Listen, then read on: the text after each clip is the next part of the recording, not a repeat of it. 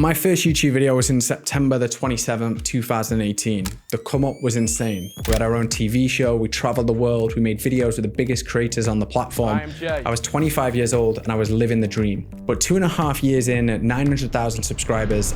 Yeah, I'm leaving. I'm leaving YouTube for a bit. I don't know what I'm doing. 500,000 people watched the video explaining why, and I got hundreds of messages, and I gave the best answer that I had at the time. But I've since spent 5 years figuring out what actually happened, reflecting on the lessons that I've learned. And that is this video. To understand why I left, you have to really understand where it all started. So 10 years ago, it was me, my best friend from university. We bought an Olympic tracksuit and snuck onto the 2026 Olympic parade. Yeah. What did you win? So that was the Olympics, the fencing in the Olympics, yeah. Was it a blagging Olympics, was it? And that shit went viral. After that, we had the idea to set up a YouTube channel. At the time, I was running a different business that I really didn't want to leave, but finally I moved to London with my life savings to set up the Zach and Jay Show. There was no plan B, the channel hadn't even been created, it just had to work. 5 months in, we had this really strong start. We had unique videos, people were loving it, and we had 50,000 subscribers, but we just weren't paying the bills. We had 2 months of savings left. We were releasing videos every single week. I was looking at getting a bar job. Zach was looking at doing freelance editing. We were looking at anything to pay the bills until we had this one idea. I sent a text to Max Fosh, who was an aspiring YouTuber with 1,500 subscribers at the time, and said, "Do you want to be in this video?" Got a text from James. Oh shit, what does he want? I went and met you guys and you pitched the idea. Then this happened. Behind the bag. Let me take your jacket. Max, what does the bag mean? That Fashion Week video took us from 50,000 subscribers to 200,000 in 6 weeks. And I remember having about £5,000 in savings, 2 months left. But then the next month we had 25K. People were finally noticing the creativity and the hard work that me and Zach were putting in. We got a call from a TV show. We signed with a world-class management company. We had a team of 7 staff. The videos got bigger, the brand collaborations came in. And for the first time in my life, decent money was consistently being made. I was living the dream that I'd been working hard for. I was traveling the world, creating big ideas and getting paid for it. But as these videos took off on the outside, something on the inside started to whisper. I was changing, but the version of myself on the camera wasn't. And the gap between them was getting wider with every video. What started as this creative version of myself, passionately living life, exploring the world, it started to feel like very fake. There was nowhere really to hide. In fact, there was 3 million people that was tuning into the channel every single month. And if I didn't film, if I didn't create this crazy idea, then I wouldn't be able to make any money. As success grew, I started to have more capacity where I could explore other areas of my life.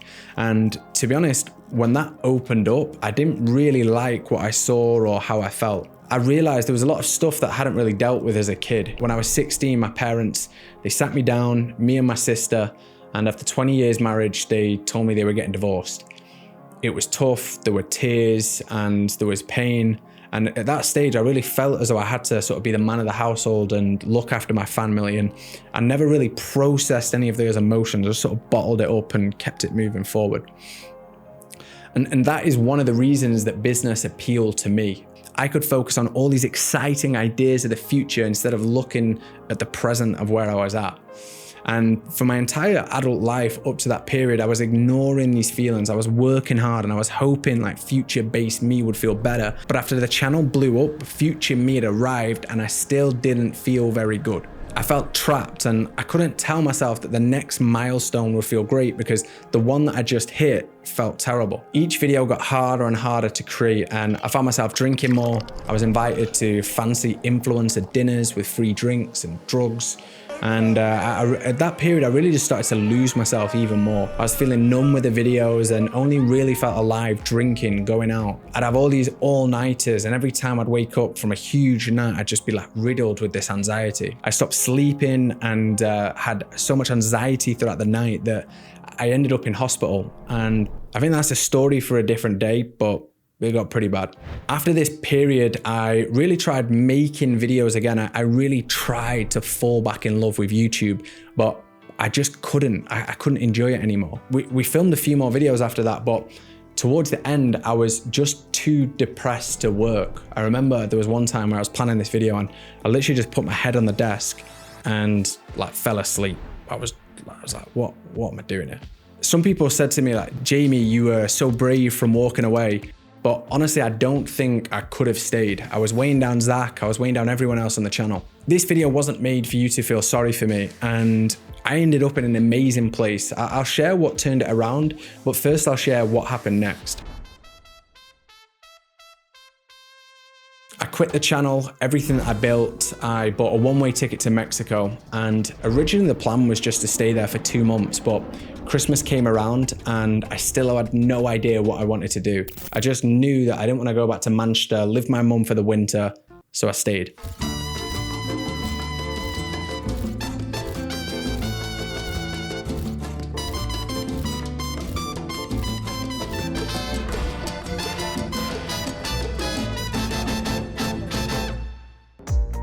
I tried different businesses. I even got a job that I quit after 3 weeks that I hated. I realized YouTube was this extremely strong position for me. I'd grown my own channel. The space itself was growing. My knowledge base that I'd acquired was very valuable, but it was also very perishable.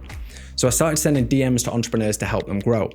When I left YouTube, I really didn't think that I'd ever go back into the space, but as I started advising these entrepreneurs to help them grow, I fell back in love with the platform. One thing led to another. I started working with Dan Go, Simon Squibb, Sahil Bloom, Sam Gordit with Dan Martell's team, Will Brandon in Dubai, Joe Hodgson, Sean Kassam. The list goes on. They were all hiring me to help them grow. And I've now gone on to build one of the world's leading YouTube growth consultancies for entrepreneurs. We've generated 1 billion views plus and millions of subscribers. This is why I love living in this time. This is why I've always loved YouTube. Anyone from anywhere can connect with anyone to build anything. We put that on a 100,000 subscriber special 7 years ago, and out of 300,000 years of existence, it is right now where it is most true. My career started with a fake Olympic tracksuit in Manchester. It started again with a Twitter DM in Mexico. That's how I got here, and here's what I learned from the dark period when leaving the channel that I wanted to share. 1. The storm isn't as strong as it seems, and it passes faster than you know. In that moment, I felt the world would never be good for me. I felt like I'd never be happy again. And that was not the case. I'm now 31 and I see that there's more phases to life. So if you're going through something, know that there's a stage around the corner that isn't as far as it seems. 2, money will intensify how you already feel inside. If you feel lost, insecure, anxious, money won't fill that hole. For me, it widened it. Naval's got this quote that if you aren't happy with a coffee, you aren't going to be happy with a yacht. I had more than I've ever had in my life, yet felt lowest I've ever felt. And I think this is a really refreshing frame on tough times, because it means you don't need to change the situation, you need to change how you feel within it. Usually when you are the happiest, most energized version of yourself, you'll attract better opportunities that will actually change your situation. 3, human connection is underrated and invaluable. So I remember when I got to Mexico and there was this dude, this small guy, and he had this big dog and this bulldog, and he greeted me every single day with "Buen dia, joven," and he'd always say it like that, like "Buen dia, joven."